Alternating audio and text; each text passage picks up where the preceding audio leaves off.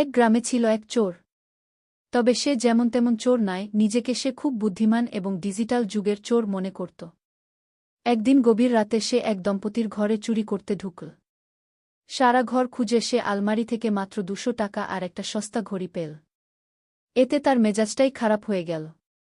সে ভাবল, এত বড় লোক দেখানো বাড়ি, অথচ ঘরে মাত্র ২০০ টাকা। এদের একটা উচিত শিক্ষা দেওয়া দরকার গু। সে খাটের পাশে গিয়ে ঘুমন্ত গৃহকর্তাকে ডেকে তুলল। গৃহকর্তা তো চোখ কচলাতে কচলাতে ভূত দেখার মতো চমকে উঠলেন। কে কে আপনি? চোর বুক ফুলিয়ে পকেট থেকে একটা কাগজের টুকরো আর কলম বের করে বলল, আমি চোর। কিন্তু চুরির একটা মিনিমাম স্ট্যান্ডার্ড আছে ভাই। এই নিন আমার বিকাশ আর রকেট নাম্বার। আগামীকাল সকাল ১০টার মধ্যে এই নাম্বারে ৫,০০০ টাকা পাঠাবেন। গৃহকর্তা থতমত খেয়ে বললেন, টাকা না দিলে কি করবেন?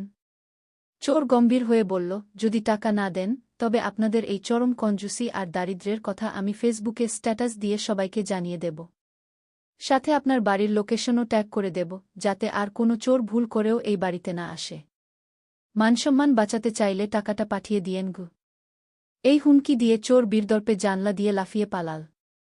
পরদিন সকালে গৃহকর্তা তার স্ত্রীকে বললেন, বুঝলে গিন্নি, চোরটা আসলেই খতরনাক। আমাদের ইজ্জত একদম পাড়ার মোড়ে নিলাম করে দিত। তাই রিস্ক না নিয়ে সকালেই ওর নাম্বারে ৫,০০০ টাকা পাঠিয়ে দিয়েছি গু। স্ত্রী অবাক হয়ে বললেন, তুমি এত বোকা কেন? চোরের নাম্বারে টাকা পাঠালে? ও তো একটা চোর।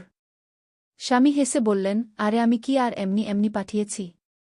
ক্যাশ আউট চার্জসহ ৫,১৮৫ টাকা পাঠিয়েছি, যাতে ও টাকা তোলার সময় বুঝতে পারে আমরা কঞ্জুস নই, দিলদরিয়া মানুষ। আমাদেরও তো একটা স্ট্যান্ডার্ড আছে নাকি?